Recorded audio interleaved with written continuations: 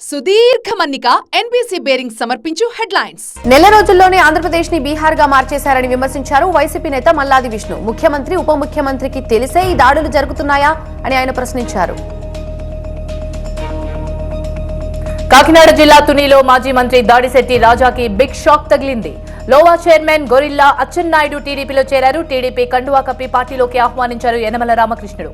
YCP హయాంలో లోవా chairman గా బాధ్యతలు తీసుకున్న అచ్చెన్నాయుడు దాడిశెట్టి రాజాకు అత్యంత ఆప్తుడు. కాంగ్రెస్ పార్టీలో చేరారు కె కేశవరావు. ఢిల్లీలో పార్టీ కండువా కప్పి ఆహ్వానించారు మల్లికార్జున ఖర్గే. కె కేశవరావు పార్టీలో చేరిన సందర్భంగా సీఎం రేవంత్ రెడ్డి, పార్టీ వ్యవహారాల ఇన్ఛార్జి దీపాదాస్ మున్షి, కేసీ వేణుగోపాల్ కూడా అక్కడున్నారు. రుణమాఫీపై ప్రతిపక్షాలు నానాయాగి చేస్తున్నాయని డిప్యూటీ సీఎం భట్టి విక్రమార్క విమర్శించారు. త్వరలోనే రుణమాఫీ అమలు చేస్తామని, అందరి అభిప్రాయాలు తీసుకున్న తర్వాత విధి విధానాలు ప్రకటిస్తామని చెప్పారు ఆయన. ప్రజలకిచ్చిన వాగ్దానాలు ఖచ్చితంగా అమలు చేస్తామని, త్వరలోనే జాబ్ క్యాలెండర్ కూడా ప్రకటిస్తామన్నారు భట్టి.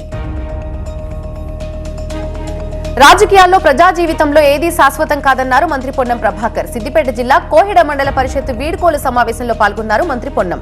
దేశం మొత్తం స్థానిక సంస్థలకి సంబంధించిన హక్కులు, బాధ్యతలు హరింపబడ్డాయని తెలిపారు. గత 10 ఏళ్లలో టూరిజం డిపార్ట్మెంట్ ఉన్న పరిస్థితే మర్చిపోయారన్నారు మంత్రి జూపల్లి కృష్ణారావు. ప్రస్తుతం కొత్త టూరిజం పాలసీ ముఖ్యమంత్రి అనుమతితో తీసుకొచ్చామని చెప్పారు.